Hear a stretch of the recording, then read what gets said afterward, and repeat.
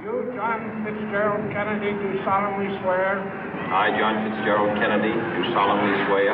That you will faithfully execute the office of President of the United States. That I will faithfully execute the office of President of the United States. And will, to the best of your ability. And will, to the best of my ability. Preserve, protect, and defend the Constitution of the United States. Preserve, protect, and defend the Constitution of the United States. So help you God. So help me God.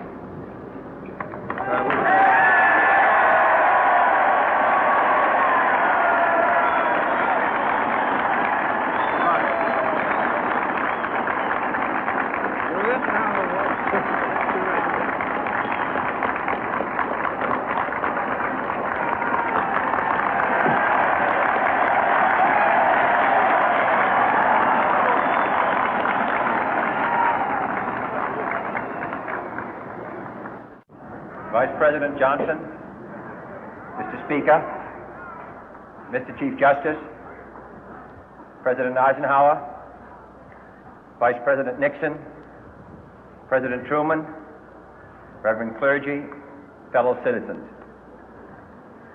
We observe today not a victory of party, but a celebration of freedom, symbolizing an end as well as a beginning, signifying renewal as well as change. For I have sworn before you and Almighty God the same solemn oath our forebears prescribed nearly a century and 3/4 ago. The world is very different now, for man holds in his mortal hands the power to abolish all forms of human poverty and all forms of human life. And yet the same revolutionary beliefs for which our forebears fought are still at issue around the globe. The belief that the rights of man come not from the generosity of the state, but from the hand of God. We dare not forget today that we are the heirs of that first revolution. Let the word go forth from this time and place to friend and foe alike that the torch has been passed to a new generation of Americans born in this century, tempered by war, disciplined by a hard and bitter peace, proud of our ancient heritage, and unwilling to witness or permit the slow undoing of those human rights to which this nation has always been committed and to which we are committed today at home and around the world.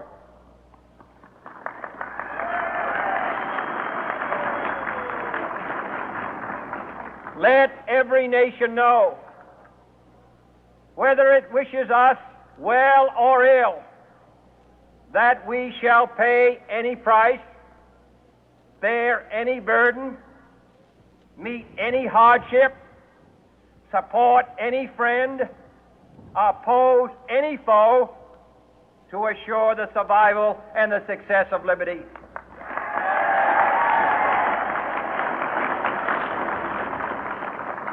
This much we pledge and more. To those old allies whose cultural and spiritual origins we share, we pledge the loyalty of faithful friends. United, there is little we cannot do in a host of cooperative ventures. Divided, there is little we can do, for we dare not meet a powerful challenge at odds and split asunder. To those new states whom we welcome to the ranks of the free, we pledge our word that one form of colonial control shall not have passed away, merely to be replaced by a far more iron tyranny. We shall not always expect to find them supporting our view, but we shall always hope to find them strongly supporting their own freedom, and to remember that in the past, those who foolishly sought power by riding the back of the tiger ended up inside.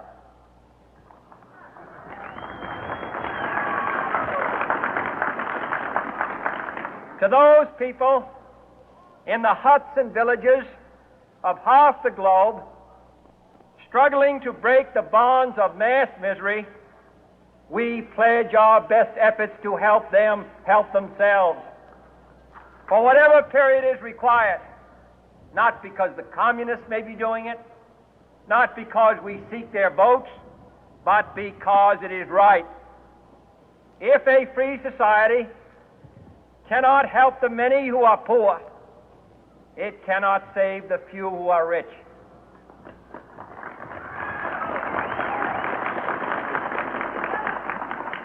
To our sister republics south of our border, we offer a special pledge to convert our good words into good deeds, in a new alliance for progress, to assist free men and free governments in casting off the chains of poverty. But this peaceful revolution of hope cannot become the prey of hostile powers. Let all our neighbors know that we shall join with them to oppose aggression or subversion anywhere in the Americas. And let every other power know that this hemisphere intends to remain the master of its own house.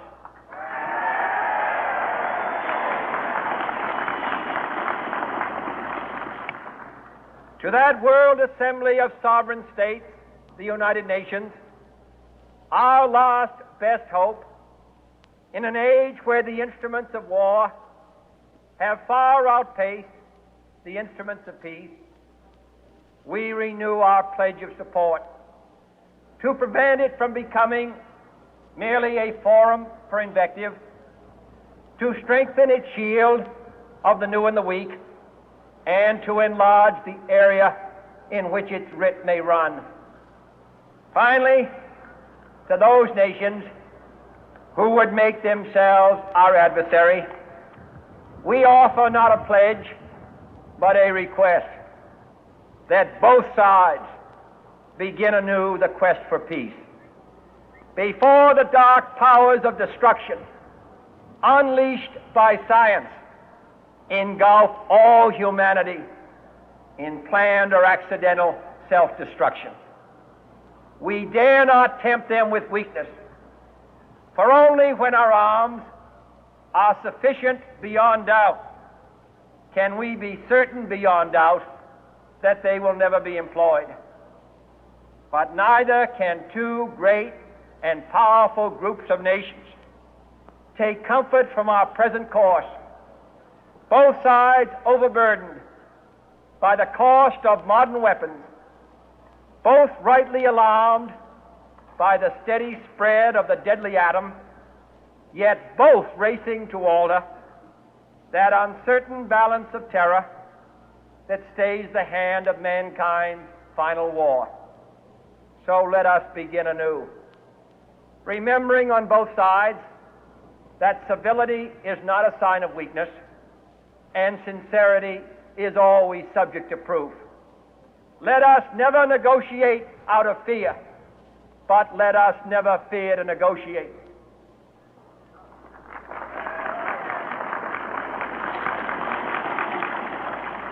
Let both sides explore what problems unite us, instead of belaboring those problems which divide us. Let both sides, for the first time, formulate serious and precise proposals for the inspection and control of arms, and bring the absolute power to destroy other nations under the absolute control of all nations.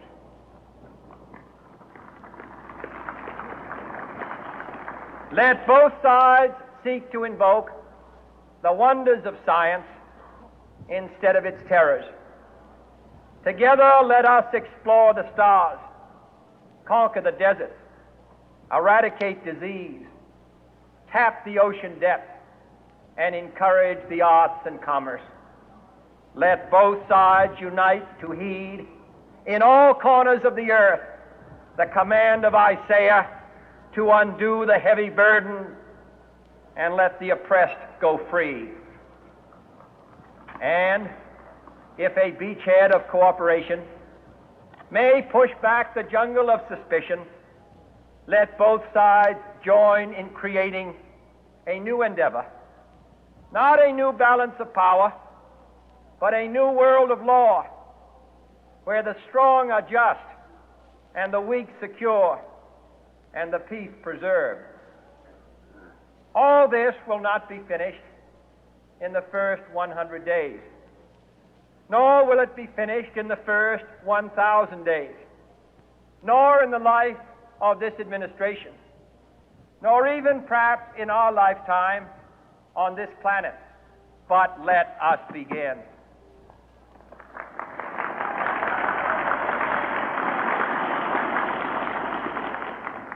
In your hands, my fellow citizens, more than mine, will rest the final success or failure of our course.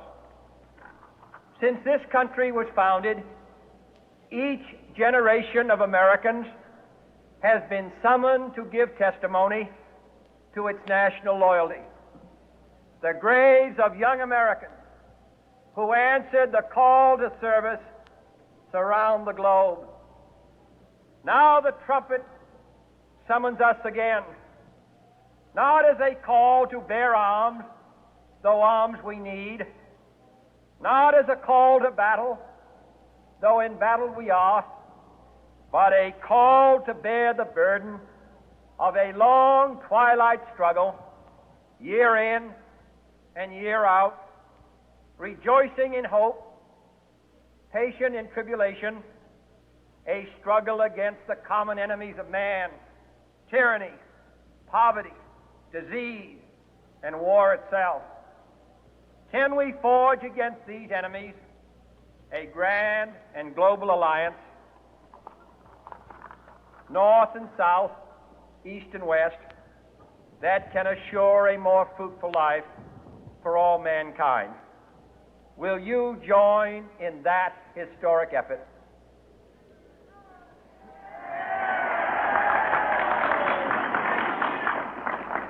In the long history of the world, only a few generations have been granted the role of defending freedom in its hour of maximum danger. I do not shrink from this responsibility. I welcome it.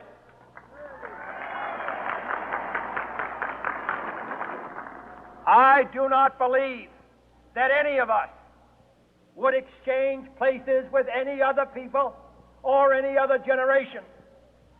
The energy, the faith, the devotion which we bring to this endeavor will light our country and all who serve it. And the glow from that fire can truly light the world.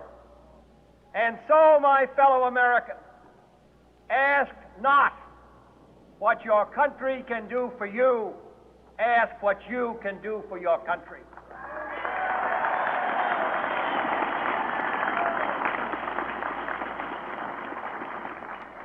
My fellow citizens of the world, ask not what America will do for you, but what together we can do for the freedom of man.